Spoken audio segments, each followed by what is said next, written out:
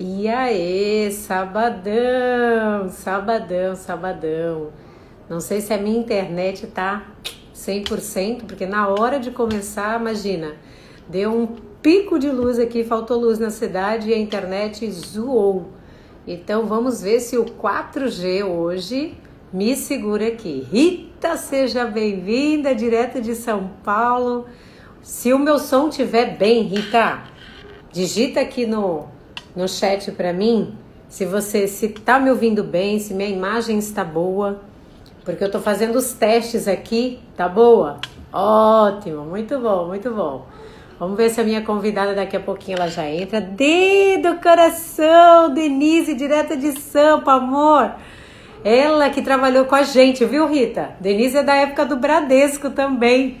A Rita eu a conheci e ela veio de muitos anos, né? Trabalhando no Bradesco. Você viu quem vai estar com a gente hoje, Dê? Chamei a Silvia, chamei Ricardo, chamei a Vanessa e a Catiane para estar com a gente, da época da Zogby. Meu Deus, história longa. Hoje vai ter o que falar. Mas vamos lá, pessoal. Para quem tá vindo pela primeira vez aqui no Sabadão, a gente tem esse bate-papo. A Rita falando aí, ó, só 25 anos de Bradesco. Esse bate-papo de jornada. Elisane, seja bem-vinda.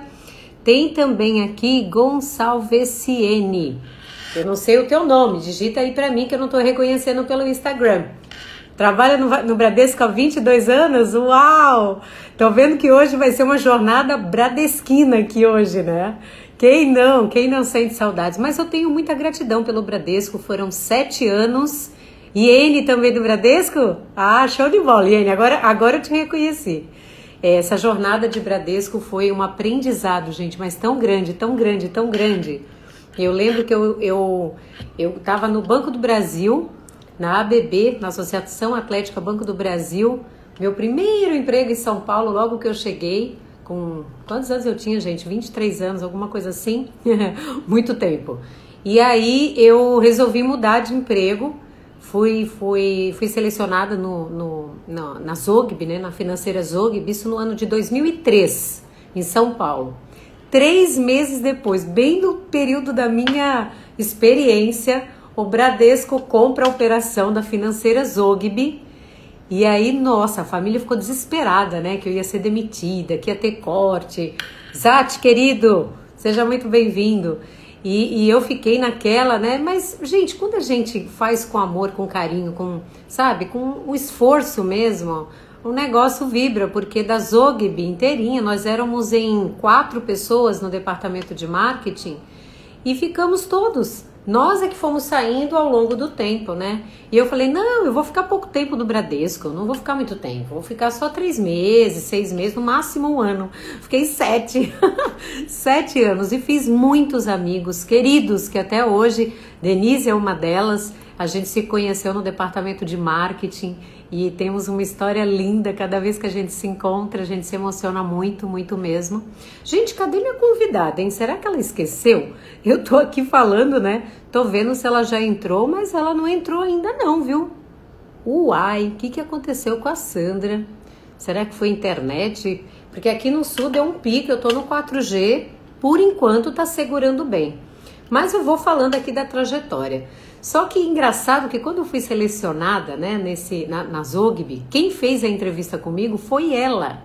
Ela foi minha primeira superintendente em São Paulo, porque na Associação Atlética Banco do Brasil eu me reportava direto ao vice-presidente, né? E a Sandra Turque, ela foi uma empresária que quando eu olhei, apesar dela ser executiva na época, sabe quando você percebe ela vai ter uma trajetória assim absurda? E ela teve mesmo, né? Ó, ela falou que já tá entrando. Então eu já vou apresentando ela aqui, porque o currículo dela é gigante, tá, gente? Ela é empresária, ela teve passagens aí por empresas que quem é das antigas vai lembrar. Lojas Arapuã, o Grupo Zogby, Finasa Bradesco, Associação Comercial de São Paulo, Boa Vista Serviços. Ela entrou aqui, ó, acho que ela já entrou, ótimo, maravilha. E se tornou essa empresária maravilhosa que, assim, eu sempre admirei desde o dia da entrevista com ela. Eu falei, gente, eu quero ser que nem essa mulher, meu Deus. E o bacana, né, de ser empresário e líder, né, porque ela exerceu uma liderança fundamental na minha vida profissional. Peraí que eu já vou chamá-la. Isso, estou chamando Guido. Seja bem-vindo. E aí, na entrevista mesmo, eu falei, eu vou ficar nesse emprego, porque eu preciso aprender muito com ela. Querida, seja muito bem-vinda. Eu Olá! falei, Tudo será que bem? ela esqueceu de mim? Claro que não, claro Não. que não. Sábado a gente se perde um pouco mais no horário, né? Voltei de viagem hoje Você e... viaja bastante, hein, Sandra? E essa Mas tua essa, vida essa, se- empresarial, meu Deus do céu, como essa mulher viaja? Não tem quarentena que te segure, né? mas essa semana foi para dar uma descansada, porque meu filhote tava de férias, né? Então deu para tirar uma semaninha assim para descansar um pouquinho. Mas a gente não descansa, né? Porque, na verdade, você leva tudo, computador e a vida e continua trabalhando, né? Então, não tem Olha muita... quem está aqui, olha quem Não entrou liga. aqui, a Vanessinha. Eu chamei todo mundo da época, né? Oi, Claro. Pan, tudo bem? Você que é gatinha. E ela tá com dois bebês agora, né? A Van, A olha. Van tá morando. Ah, Ivan, escreve aí para nós. Eu não vou lembrar se é Atibaia, se é Valinhos, eu não lembro. Mas Ai, que ela não delícia. tá mais em São Paulo. Tá na vida boa, né, Van? Tá na vida boa, Saudades. saudade. Eu também tenho saudades. Verdade. Mas vamos começar, Sam. Vamos começar que o pessoal quer conhecer um pouquinho da tua trajetória, da tua jornada, que para mim sempre foi muito inspiradora. Antes de você entrar aqui, eu estava contando para o pessoal a minha entrevista com você na Zogby. E 3 meses depois, o Bradesco é comprado, aquele susto que foi na época. E foi uma reviravolta, mas foi assim um aprendizado e uma independência muito grande. Eu acredito que você acompanhou ali minha trajetória, meu Deus do céu, né? Do cru para alguma coisa.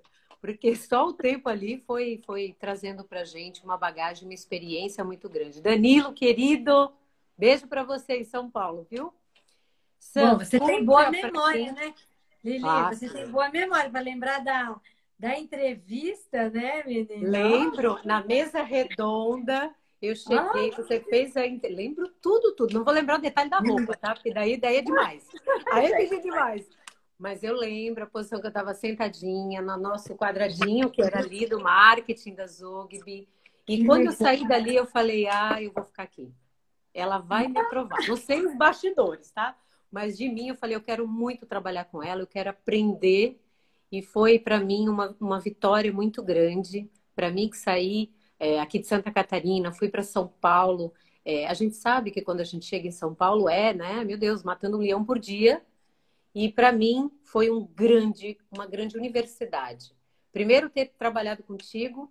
Segundo, ter aprendido contigo. Fiquei triste quando você falou, eu não vou seguir no Bradesco. Eu falei, eu também não vou ficar nem um ano aqui. Fiquei 7. E tudo bem, porque faz parte da nossa jornada.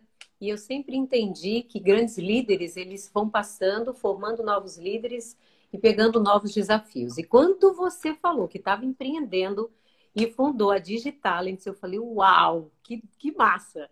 Então, conta aqui para quem está te ouvindo pela primeira vez, quem está aí, né, revivendo, quem é a Sandra Turchi? Como é que você começou essa jornada de executiva para empresária? Olha, na verdade, eu nunca tinha tido planos assim de ser empresária, até porque eu não me via como empreendedora, nunca me enxerguei como uma pessoa assim comercial, né? E então eu sempre tive aquele foco em ser executiva, então eu sempre estudei com esse olhar para a vida executiva mesmo, né? Então eu fiz MBA e tal, e aí sempre gostei muito de estudar, então quando chegou naquela época mais ou menos da Zogby, que a gente trabalhou juntas, e lá se vão quase 20 anos, né? Meu Deus! Que loucura, que loucura.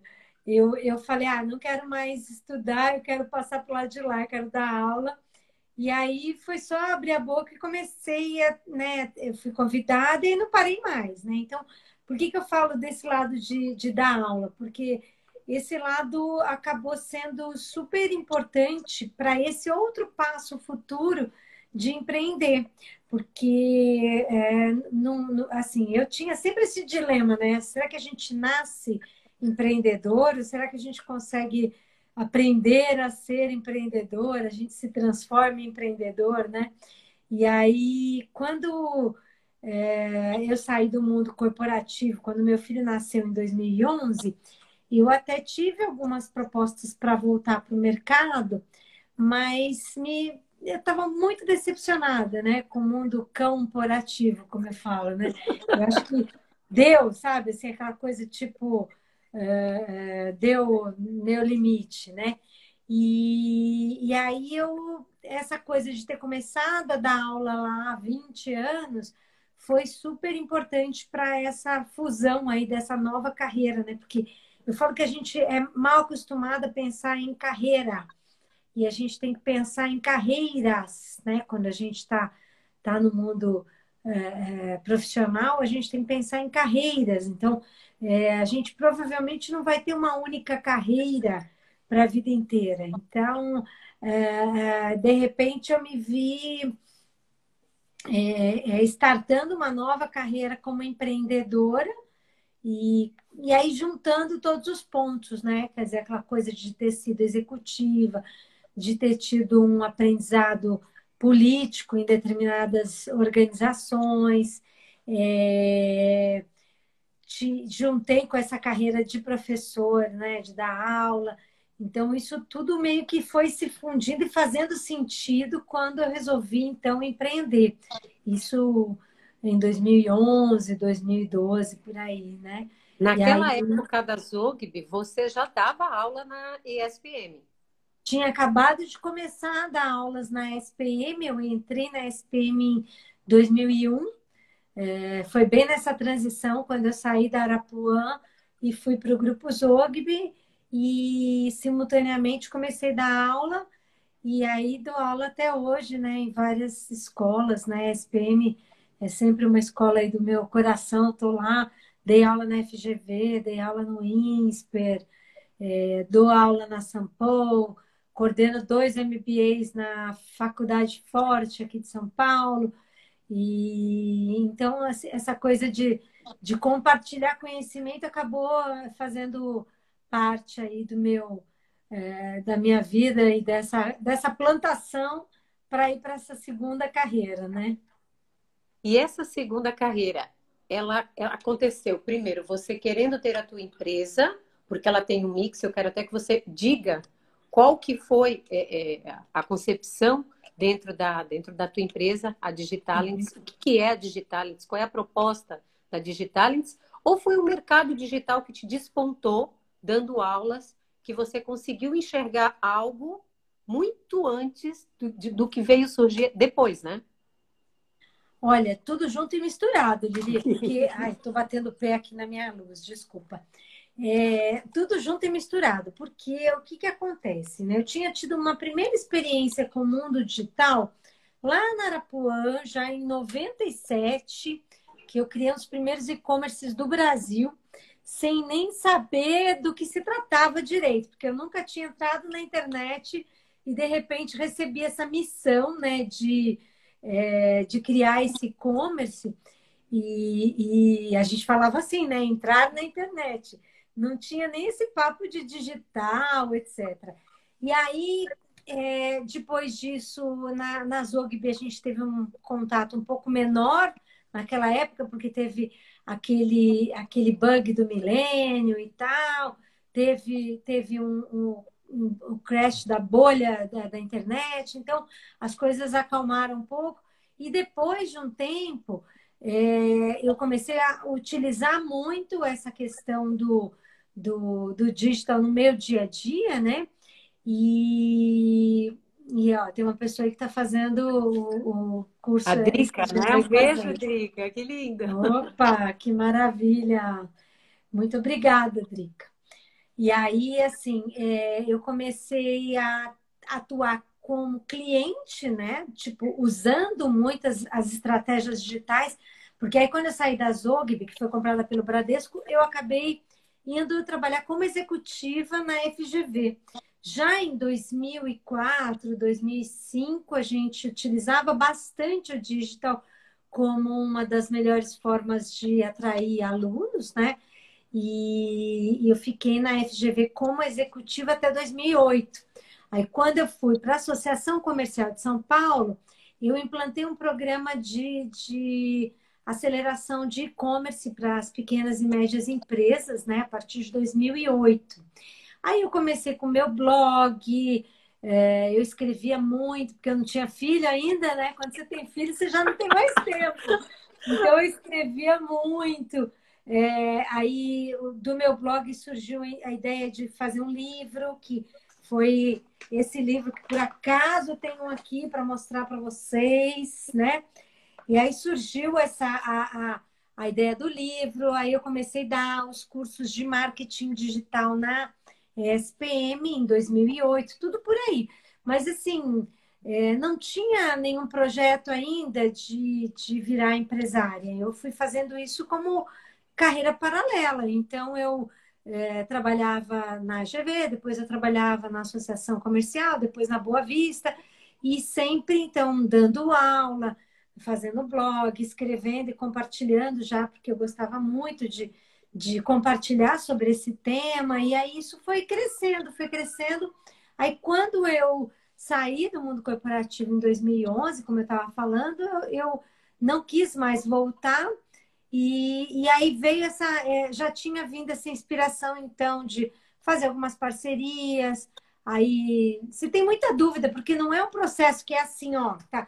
Depois que está pronta a empresa, que tá a coisa sendo construída, é fácil. O duro é na hora que você está ali criando tudo, né? O que que vai ser? Tá bom, vou empreender, mas vou empreender no quê?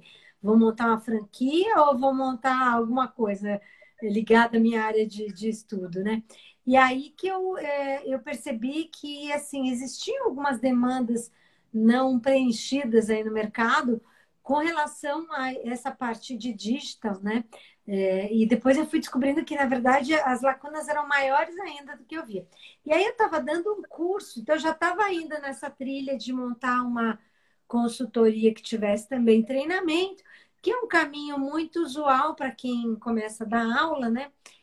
E aí, em 2012, eu estava dando um curso na SPM em julho, justamente sobre empreendedorismo digital, quando um dos palestrantes que eu convidei, que estava como country manager de uma agência japonesa aqui no Brasil, que pertencia ao grupo Dentsu, ele falou, puxa, tá conversando, falando, ele falou, eu estou dando aula, né? Ele falou, olha, eu tenho, por exemplo, 14 vagas e só consegui preencher 4.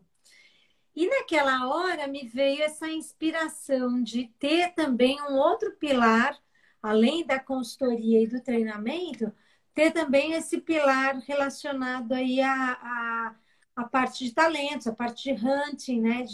De como eu já conhecia muita gente desse mercado, né?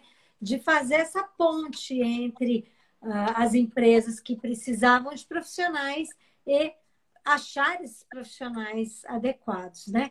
E aí, então, quando eu criei Editares em outubro de 2012, já nasceu com essas 3 áreas de negócios: consultoria, parte de conhecimento e a parte de talentos, né? Então, que estão até hoje. E dentro desse universo, em algum momento, Sandra, em algum momento não, qual o momento que Ah, você, isso eu me inspirei muito em ti, a questão das parcerias. Você é uma uhum, pessoa que tem um networking violento, gigantesco. E como isso conseguiu te ajudar dentro da Digitalents? Porque você tem 3 vertentes dentro da tua empresa.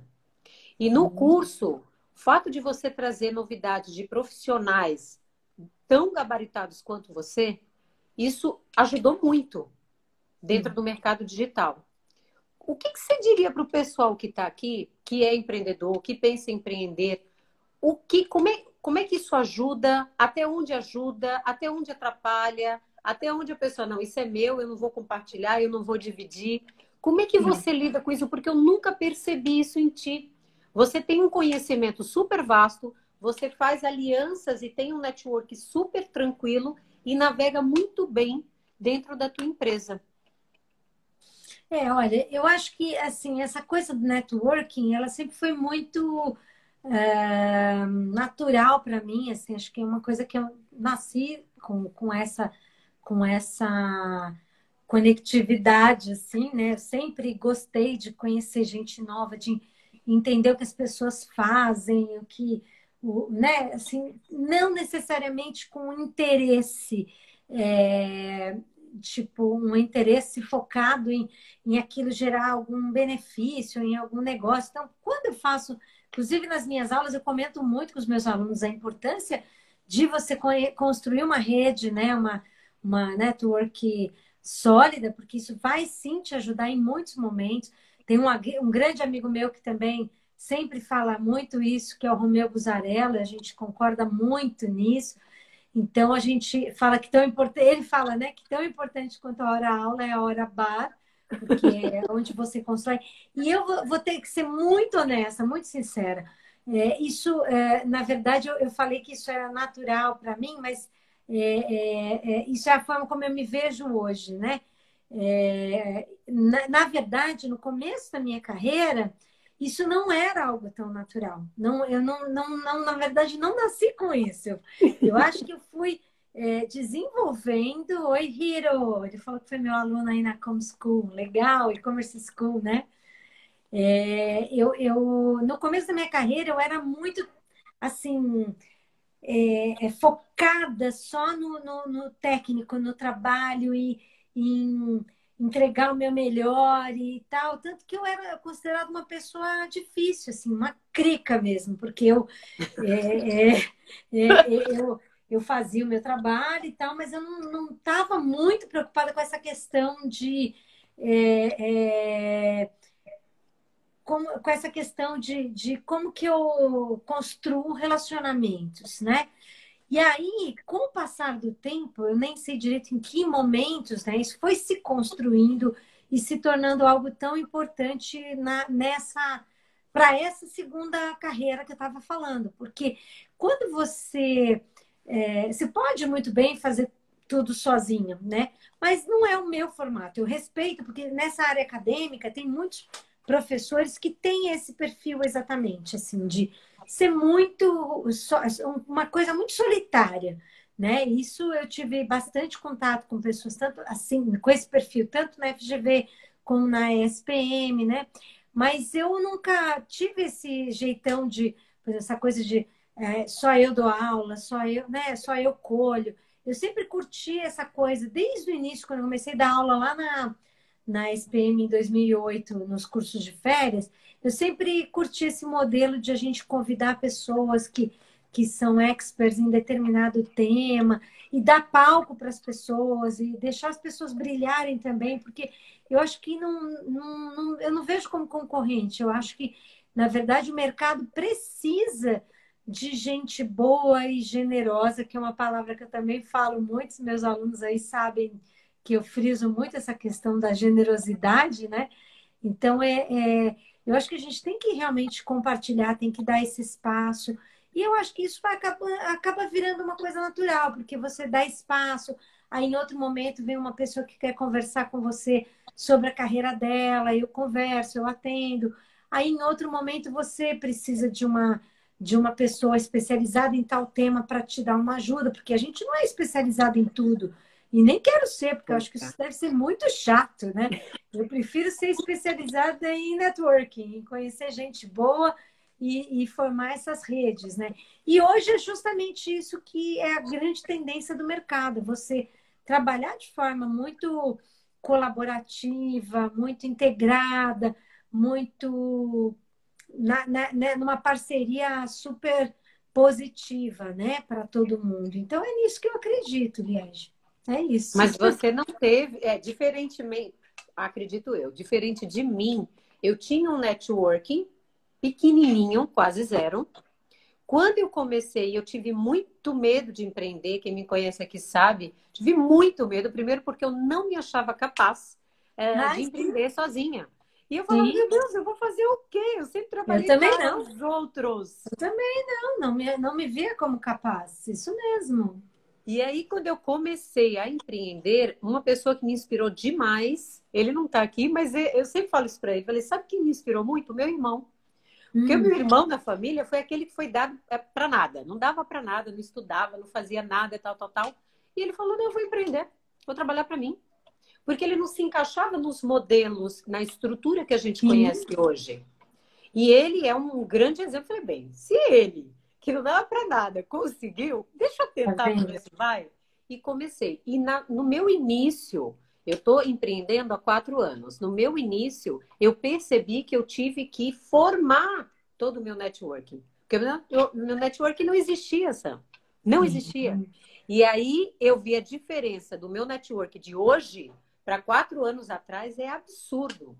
É Tá absurdo. vendo? E isso Exatamente. ajuda muito, potencializa muito, porque muitas vezes a gente não sabe, sei lá, tem que fazer alguma coisa e você não sabe ali o caminho, mas alguém que você Alguém conhece, sabe, é isso aí. conhece alguém que vai te ajudar e ali facilita um pouco Exato. essa É por jornada. isso que eu estava falando. Eu acho que a palavra network, ou fazer networking, ela é muito mal interpretada no mercado, porque muita gente pensa que é só para a gente arrumar outro emprego, né? Então é para.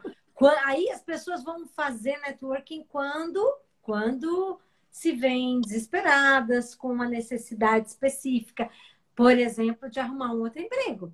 E na verdade não é isso. Você tem que construir de uma forma até muito altruísta, eu acho, no sentido de se colocar à disposição do outro e estar disponível e ajudar e tudo mais, porque justamente essa construção ela vai te ajudar em alguns momentos e nem dá para você prever. Esse é o ponto mais interessante, Exato. porque se a gente fosse fazer isso de forma super pensada, no sentido de, eu vou construir essa relação com isso, com aquilo, para fazer aquilo, com aquilo outro, de repente você ia se dar mal.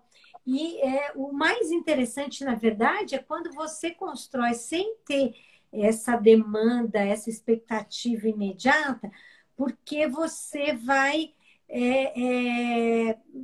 plantando mesmo e a certeza é que vai colher, né? Vai colher, não importa da onde venha, como venha, você vai colher. Esse é o meu, acho que o meu grande aprendizado com relação a essa questão de networking, né? Você realmente pensar nessa construção, como disse a Tati Maeda aqui, querida, tudo bem, Verdade. lindona? Relacionamento. Relacionamento, você tem que construir. E como construir dá trabalho, né, gente? Construir relacionamento dá trabalho. Não é todo mundo que tem vontade, tem, como é que eu diria, motivação, né? Porque dá trabalho, é verdade.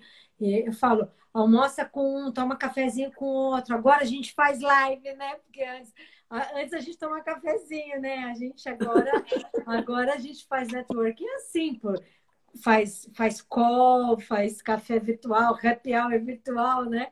A Tati fez uma participação na minha aula semana retrasada, se não me engano, e a gente fez uma live também, foi super bacana. A Tati fala sobre gestão de crises, fala muito bem sobre Que mídias sociais. máximo. Então, assim, e eu conheci a Tati, que é um exemplo bacana até para a gente citar, porque a gente já se conhecia de nome aí no mercado e tal. E quando faleceu uma grande amiga em comum, a gente acabou fazendo mais contato, né? Fazendo um contato muito triste, porque era uma amiga muito especial para todos nós. E aí a gente acabou ficando amiga também, né? Então, a nossa Josi, que está lá em alguma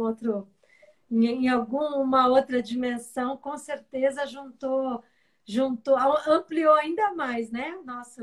Nosso networking, tá vendo? Dá para fazer networking até nessas situações que não são tão felizes, né?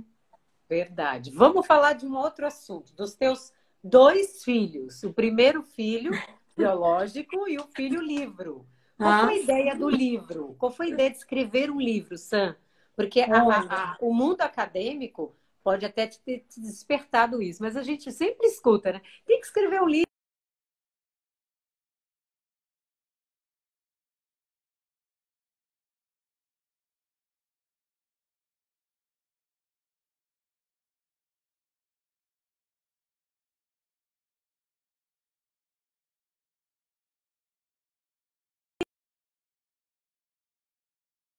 Internet. você Agora travou voltou. um pouquinho, voltou, beleza. Então, o livro foi aquela questão do blog, né? Eu escrevia para muitos veículos, na época, veículos impressos e também digitais, em 2008, né? 2009. Escrevia muito, gostava muito, gosto muito de escrever. Então, essa coisa de criação de conteúdo que hoje ficou até um pouco banalizada no mercado, eu fazia porque realmente era uma forma de eu aprender, continuar aprendendo, exercitando, compartilhando com as pessoas, era muito legal. E aí eu tive essa iniciativa assim de, puxa, já tenho tanto conteúdo. Oi, Juliana entrou aí, querida. Eu tive essa ideia de transformar aquilo tudo em livro, mas era uma doce ilusão de achar que um monte de artigos podem assim virar um livro. Não, um livro é uma outra história, né? Bem diferente. E aí o que aconteceu? Eu contratei uma pessoa que me entrevistou, uma jornalista me entrevistou para o livro de uma outra pessoa sobre mídias sociais nas empresas. E eu gostei muito da postura profissional dela, né? A Silvia Giuliani. E aí a gente acabou criando até uma amizade, assim. E eu falei, olha, você não quer me ajudar a organizar o conteúdo que eu tenho? Porque eu acho que sozinha eu não vou dar conta. E aí eu contratei a Silvia e a gente foi estruturando isso. E acho que graças a essa cadência, sabe? Porque o livro é uma coisa que é difícil a gente entender até que você faça um. Ele não tem uma data de entrega, né? Porque é um compromisso que você inventou, não tinha uma data de entrega. Só que aí eu sou muito crítica, assim, né? Muito perfeccionista com algumas coisas, então eu ficava. Você entra nos processos de revisão, revisão e não acaba mais. Então, chega uma hora que você tem que encerrar. O livro você não termina, você desiste. É isso que acontece. E aí eu comecei com isso e tal, e aí acabou sim tendo uma data limite, porque eu estava grávida, aí nesse processo também eu engravidei, e eu falei, bom, eu tenho que terminar esse livro antes do Luca nascer, porque senão eu não vou dar conta de livro e filho. Já estava prevendo o futuro. E aí, o livro ficou prontinho, quando eu estava bem barriguda, assim. Eu levei para a editora, que eu já tinha combinado tudo. E aí, olha a Tânia A Cardoso, Tânia, querida, beijo para você aí na Bahia, meu amor. saudade! Muitas. E aí, o que acontece? Aí eu fui levar o livro toda faceira, né, na editora que eu já tinha combinado. O livro, me lembro de estar indo, lembro até a roupa que eu estava, né?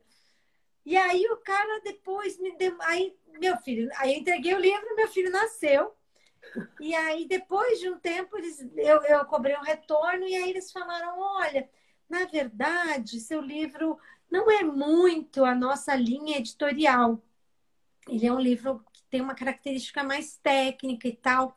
Aí eu pensei, nossa, só agora o cara me fala isso, sendo que eu já tinha passado tudo para eles, né? E aí, nisso, eu recebi um convite para dar uma palestra. O Luca tinha 40 dias. Nós também temos saudades, viu, Tânia? Muitas, Tânia, muitas. Aí o Luca tinha 40 dias, eu fui dar uma palestra, né? E nessa palestra tinha um Só cara. você, Sam, só você. 40 dias, meu Deus do céu. Aí nessa palestra tinha um cara que era da editora Atlas na época. E aí ele sentou, depois da palestra, a gente sentou assim para tomar um café e tal, foi super legal. E aí a gente conversando, eu falei, não, eu tô com o livro pronto, seria ótimo se... Aí ele falou, me manda para eu dar uma olhada num ou dois capítulos, aquele processo normal. Aí eu mandei, eles aprovaram, né? Gostaram muito, aprovaram.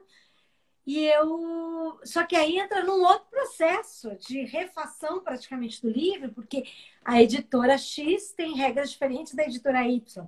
Então eu tive que fazer uma revisão para a gente se enquadrar em algumas coisas para essa editora.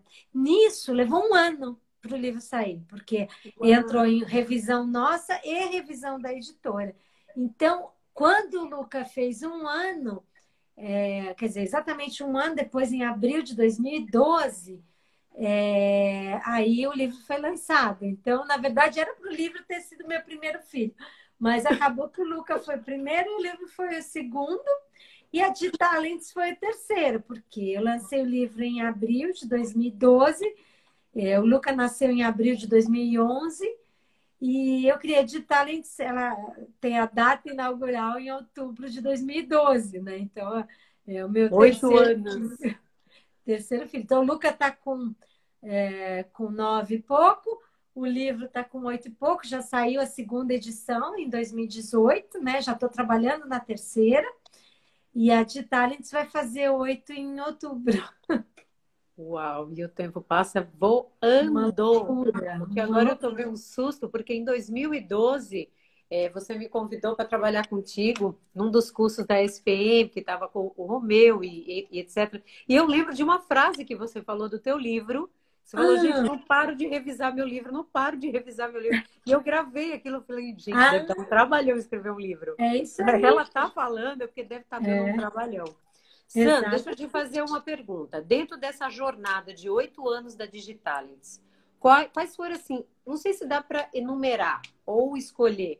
Qual foi o maior desafio como empreendedora que você nunca imaginou, como executiva, que passaria por isso e pudesse, de repente, ajudar, inspirar o pessoal aqui de fora?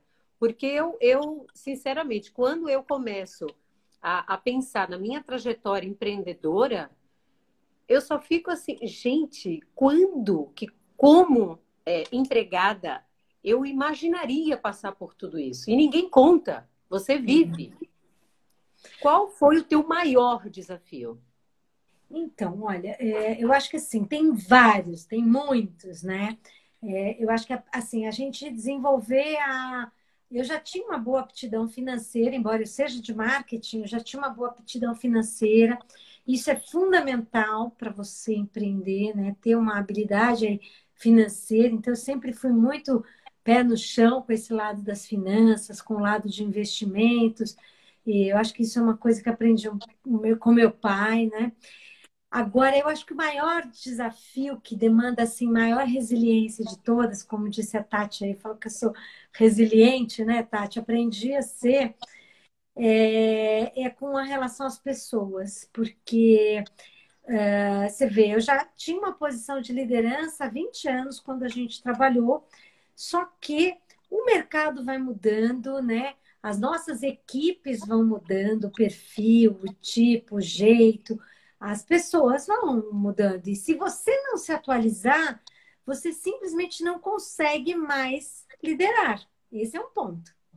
E aí, em determinados momentos, assim, era um cruzamento de desafios. Não eram só ao mesmo tempo, não, porque aí seria fácil, né? São vários ao mesmo tempo. Então, eu acho que o momento mais difícil para mim foi 2016, porque foi uma fase assim de junção de desafios, né? Oi, Lucila, querida, tudo bem? Foi uma junção de desafios. Por quê? Porque eu tinha perdido o meu. Primeiro, eu tinha me separado em 2014, perdi meu pai em 2015, que era um parceiro nessa coisa de dialogar sobre trabalho, perdi minha avó, que era muito próxima, né? Em 2015 também. E aí, em 2016, a gente também, assim, eu tive problemas com equipe, problemas com parceiros, como você falou, como é que são a questão dos parceiros? Nem tudo são flores, né? Oh, Tivemos problemas com a entrega de projetos, aí perdi clientes, e ao mesmo tempo eu tinha um projeto nascendo que eu me cobrava e me cobro até hoje, porque ele está saindo agora, veja só, em 2020. nossa. Me cobrava muito de botar aquele projeto no ar. Tati, foi crise, mas aqui no Brasil o que não falta é crise, né? Eu falo que 2016 foi só A uma gente das pode crises, escolher, né? né? A gente pode Foi escolher. 2015, 2016, 2017, aí agora com Covid, então, uma beleza, né? Mas é uma crise atrás da outra aqui no Brasil, por isso que eu falo que ser empresário no Brasil não é qualquer coisa, né? E a gente fica assim, é uma em cima da outra, né? Um desafio em cima do outro. Então, em 2016, foi uma somatória, né? De desafios. Então, se viesse um de cada vez, acho que seria mais fácil. Mas como foi uma somatória, né? Foi um ano que deu muito aquela coisa de ai, vou jogar toalha, que eu acho que todo empreendedor tem, todo empresário tem. Falava assim, nossa, eu acho que eu não vou dar conta, eu vou jogar toalha. E aí eu não tinha mais meu pai para conversar, porque ele me escutava muito, né? Não tinha mais marido também para dialogar sobre isso e tal, né? E aí a inspiração veio do além, né? Eu brinco. Porque eu tenho até um outro livro que eu quero mostrar para vocês, eu preciso só saber onde está, que eu escrevi também nessa época, até depois disso. Porque foi assim, a inspiração veio da minha bisavó, que é foi uma grande guerreira e um grande exemplo para a nossa vida, de luta, né, de resiliência, uma grande guerreira, porque ela veio da Europa com filhos pequenos, não sabiam falar a língua. Depois, meu bisavô trabalhava numa obra em Santos e bateu a cabeça, perdeu a memória. Então, ela cuidou da família inteira, sozinha, sabe? 5, 6 filhos e, assim, uma luta, né? E eu lembro de ela contar várias passagens, e depois que ela morreu, a minha avó também contava várias passagens que me inspiraram muito. Então, o nome dela era Elizabeth, e a gente chamava de Oma, que era avó, né, em alemão. E aí, eu lembro claramente desse dia de estar querendo jogar a toalha, sabe? Eu parei assim, né, de estar nesse, e vontade de jogar a toalha, porque eu não aguentava mais. E aí a gente estava no processo de produção do livro, da história dessa minha bisavó, que eu contratei uma outra jornalista para me ajudar, que foi a Gabriela, querida, e a gente estava produzindo o livro da história dela. Então aquela história estava muito viva também, mais viva por conta do livro, que acabou sendo lançado em novembro de 2016. E aí eu lembro que foi ela que me segurou, sabe? Assim, tipo, eu pensei exatamente essa frase. Eu falei, que direito tenho eu de querer jogar toalha ou de reclamar da vida? Se ela aguentou tudo que ela aguentou, gente, quem sou eu? O negócio é arregaçar as mangas e vamos continuar, e vamos em frente. Inclusive, eu ponho essa frase desse pensamento que percorreu a minha cabeça, está no prefácio desse livro, porque foi exatamente essa mensagem clara de força, assim, sabe? Tipo, meu, você tá achando que tá difícil? Hello, né? Que direito tenho eu, né, de jogar a toalha? E aí continuei, assim, a gente tem altos e baixos, tem momentos que eu falo, nossa, que momento bom, que momento gostoso que a gente está vivendo e tal. E por incrível que pareça, nesse momento, apesar da pandemia, que é uma coisa super, hiper triste, né, com aumento de desemprego, com tanta gente sofrendo, a gente está vivendo na empresa um momento bom. A gente não demitiu ninguém, ao contrário, eu contratei gente, a gente está mantendo ainda o escritório, mas estamos analisando se vamos continuar ou não. Mas, assim, está sendo um momento de redescobertas, né? E aquele projeto lá de 2016 vai para o ar. Você vê que não é quando a gente quer também, né? Vai pro ar quando dá. Tanto que a Josi, que é essa nossa amigona aí que faleceu, ela esteve envolvida ao longo desses anos aí com esse projeto e tudo. Então, tem que ter resiliência mesmo, até para não desistir dos planos, dos projetos, dos sonhos, né? E quando começou essa quarentena, Sandra, ninguém tinha noção como é que ia Não, ficar o mercado digital. Não tinha noção nem do resto, nem tampouco do mercado digital. E a gente exato. percebeu que o mercado digital disparou, disparou. Qual que é a tua, não sei se seria essa expectativa, mas a tua perspectiva daqui para frente nessa área, nesse segmento que você escolheu agora? Se você pudesse deixar um recado para quem está empreendendo, porque a gente vê de tudo nesse mundo digital. É todo mundo Sim. querendo, às vezes, fazer sozinho, não valoriza as empresas que se dedicam e sabem fazer e performar nesse sentido. Como é que a gente consegue diferenciar? Então, assim, se você pudesse dar uma dica aí para o pessoal, já que você hoje é uma referência nesse mercado digital, até para mim também vou ficar bem atenta nessa resposta, porque a gente vê muita gente patinando, muita gente perdida aí.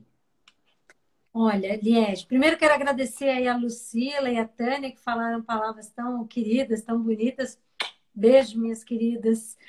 É, Olha, tem muitas coisas. Eu acho que assim, de forma mais menos concreta, eu diria que o importante é você buscar conhecimento e manter-se atualizado o tempo inteiro, porque essa área muda tudo muito rápido. Desculpa, teve um aluno meu que estava no curso passado que ele falou: olha, eu fiquei 6 meses, e ele atuava com marketing, fiquei 6 meses fora do mercado, já estou me sentindo totalmente desatualizado. E é isso mesmo que acontece. Então, é uma área que demanda muito, exige muito da gente, então você tem que continuar estudando, reaprendendo, aprendendo, reaprendendo. Agora, de forma prática, né, para fazer com que as coisas deem resultado, além do conhecimento, se você quer fazer sozinho, você pode, mas tem que ter esse cuidado de buscar conhecimento, buscar ferramentas, aprender a fazer certo e tem que ter uma grande dose de paciência, que é uma coisa que pouca gente tem, né? O Hiro que estava aí falando da minha pele e tal, ele vai lembrar que nos cursos da e-commerce school eu lembro de a gente falar muito disso, né? No mercado de e-commerce, assim como tudo no digital, as pessoas são muito imediatistas, né? Então, parte do segredo da história toda é você ter consistência e permanência. Então, não é que você vai fazer um negócio agora e você já vai estar vendendo amanhã, bombando de seguidores. Então, as pessoas elas estão muito no automático e muito imediatistas. Então, acho que um conselho é esse: busque conhecimento, faça as coisas com consistência, com permanência, né? Porque é ao longo do tempo que você vai construir isso. E pense também de forma mais integrada, porque muitas pessoas pensam que ter uma presença efetiva no mundo digital é só estar lá com o perfil no Instagram, ou antes no Facebook, ou agora no TikTok, que aí você fica só, né, na onda da vez. E, na verdade, o que você precisa é construir a sua presença digital em vários pilares, para que você realmente fundamente essa sua presença. Pensa numa casa. Você vai Pois é. construir uma casa, você não tem que fazer a fundação? A fundação é aquela coisa que enfiam lá dentro da terra, né? Os engenheiros que me desculpem, né? Eu quase fiz engenharia, mas eu escapei. E fica um É, tempão na fundação. É o Então, maior tempo da construção da gasta um casa, está na tempão fundação. na fundação, isso aí, bem lembrado. Olha para um terreno antes de subir um prédio. Eu tenho uma cliente, que é a querida Cecília Cavazzani, que tem uma construtora. Hoje mesmo ela postou no Instagram dela isso. Olha, vocês estão vendo esse terreno aqui? nem dá para imaginar que já tem um ano de trabalho aqui nesse terreno. Então, veja bem, antes de construir um prédio, você tem um ano construindo a fundamentação ali, a fundação do prédio. Então, quando a gente está falando da nossa marca, da nossa empresa, por que tem que ser? A gente acredita que tem que ser assim, né? Super mega rapidinho. Não. Então, você tem que construir as bases e depois, meu amigo, é tijolinho por tijolinho ou bloco sobre bloco, não é? Assim, agora ainda tem casa sendo construída com impressora 3D, né? Mas até então a construção era bloco sobre bloco. Então é isso que as pessoas têm que pensar. Você tem que construir, né? Mas olha, a Tânia comentou, é o que garante a construção até por séculos. Isso mesmo, Tânia. Que quando a gente vê, né, aquelas igrejas antigas maravilhosas e tal, quer dizer, como é que foi construído aquilo para se sustentar 1000 anos depois, né? Então é isso. Aí eu faço a mesma associação com o que você está construindo hoje. Se você quer construir algo que você não está projetando uma solidez, uma permanência, quer dizer, algo tipo assim, vou fazer de qualquer jeito que eu quero é vender rápido, é uma estratégia, né? Então, tudo vai depender do seu planejamento e do seu objetivo, né? Se o seu objetivo é criar uma empresa consistente, que tenha uma vida aí, né, sem essa urgência de vender para, né, para investidor, que é uma outra estratégia, você tem que cuidar dessas bases. Então, o digital, ele traz sim muito resultado, mas tem que ter essa paciência, né, casada aí com... eu vou criar depois dessa live aqui, eu vou anotar, de repente põe isso no livro, né? Porque tudo termina com ência, né? Olha, consistência, Tá paciência, vendo? resiliência, Já tá tendo um competência. insight aí. Muito bom. O Band Já vai tá, ficar gravado, depois você já, pode ler e ouvir, ver e colocar como insight aí do livro também. exatamente. Então é isso, tem que construir, né? Não é um negócio assim que vai, sabe, dar certo só de você estar lá, né? Só você ter a sua pagininha lá. Não é bem assim.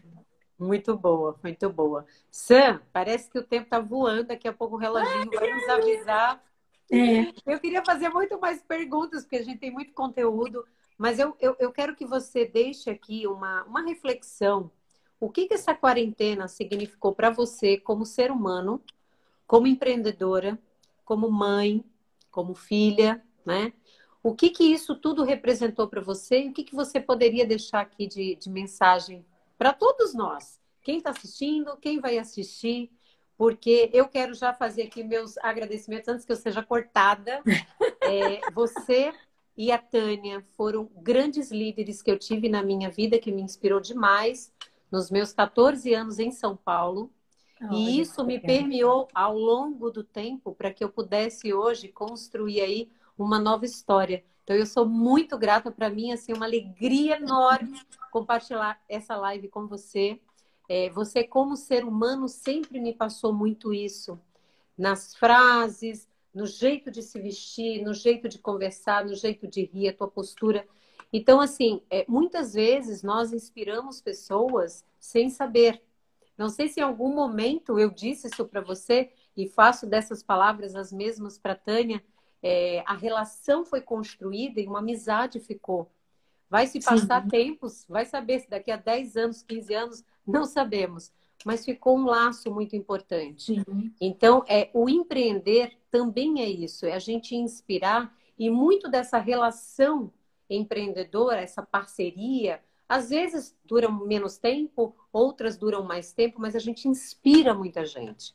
E é isso sim, que faz valer muito a pena.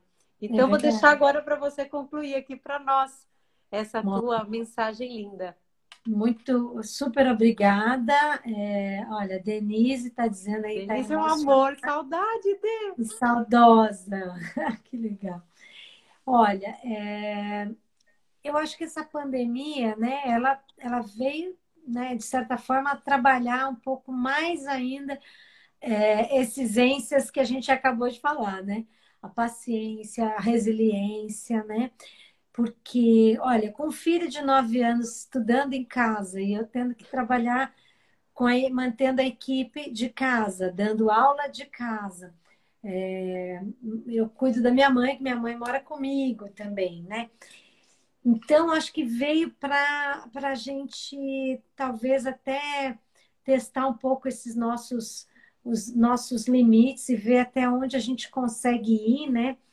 E um aprendizado, assim, de novo, né? Como eu falo, a gente tem que estar aberto para aprendizados sempre, sempre, sempre, sempre, sempre, sempre, sempre. Porque quando você pensa que você já aprendeu um monte de coisa, né? Filho já é isso, né? Quem tem filho sabe que é um eterno aprendizado. E quando a gente pensa, oi, Silvia, querida, já falei de você, ó, Silvia Giuliani, que eu comentei agora há pouco do livro, ó, aqui, querida, já falei. A Silvia que me apoiou aí para conseguir elaborar esse livro. Obrigada. Então, eu acho que a pandemia ela veio para também fazer com que a gente dê valor a mais coisas. Por exemplo, eu passei uma semana na praia lá, fui trabalhando, né? Porque não deu para desligar a minha empresa e tal, mas meu filho precisava sair um pouquinho dessa vibe aqui de São Paulo e tal. Então eu passeava no calçadão um pouquinho, trabalhava mais um pocão, dava uma aula aqui, trabalhava ali, passeava ali, aquela coisa. Mas eu fiquei com a minha irmã e é uma das coisas que eu queria muito fazer, de ficar mais tempo com a minha irmã, porque eu falo, gente, a gente com a vida a gente vai se distanciando de pessoas que são tão queridas e tão importantes, né, para nossa existência. E por conta de tudo, de trabalho, etc., e essa correria da vida louca. E então foi muito legal poder ficar essa semana e curtir a presença da minha irmã, né? Então eu acho que assim, acho que faz a gente parar para prestar um pouco de atenção naquilo que a gente não está dando o cuidado, não está tendo o cuidado devido. Eu acho que esse é um lado. E o outro é esse mesmo, de testar a nossa paciência. Porque quem não teve um ataque de estresse, levanta a mão. Eu tive vários. Mas vários. Porque o pessoal fala assim, ai, não sei como é que você dá conta de tanta coisa. Eu falo assim, quem disse que eu dou conta? Bem Eu isso, né? explodo. Eu explodo, eu também tenho ataque de choro, de estresse, depressão. Aí você respira e arregaça a manga e continua, porque fazer o quê, né? Só quem vive, eu acho que quem fala que não, quem fala que não teve esses problemas é que não tem saúde mental na minha visão. Porque quem tem saúde mental tem que sentir o que está acontecendo e de vez em quando botar para fora, extrapolar. Internar. Então, eu realmente, olha, eu como um monte de gente, óbvio que surtei algumas vezes e tal, mas ainda não fui internada, continuo por aqui. Boa, muito boa. Agora conta para mim quais são os teus projetos para agora. Quem quiser entrar em contato com a Digitalents, te seguir, já tem aí, já está vendo aí qual que é o Instagram da Sandra. Curso online, alguma coisa que você tem aí em vista que queira divulgar para nós? Maravilha. Olha, quem quiser interagir comigo lá no Instagram, eu sou bem ativa no Instagram, também sou super ativa no LinkedIn. Quem quiser entrar em contato, conversar, saber mais sobre o que a gente faz, estou super presente no LinkedIn. Quem quiser seguir a Digitalents também, tá no Instagram, no LinkedIn, no Facebook, estamos lá presentes, tá? Já tenho 2 cursos programados agora para setembro. Nós estamos acabando em final de agosto, a gente vai acabar o marketing digital avançado. Em setembro, a gente tem um de personal branding, que vai ser muito legal lá, junto com a SPM também, e um de WhatsApp marketing. E aí, como a gente está tendo muitos pedidos, a gente vai lançar mais um de Instagram marketing para final de setembro, acredito. Em final de outubro, a gente vai ter o início dos MBAs que eu coordeno lá na Faculdade Forte. Então, vai ser um MBA de marketing digital e um MBA de Customer Experience, né, para trabalhar toda essa questão da experiência do cliente. Então, é faculdade forte com PH, né? É um pessoal maravilhoso também, um curso bacana, acessível e online. Super recomendo.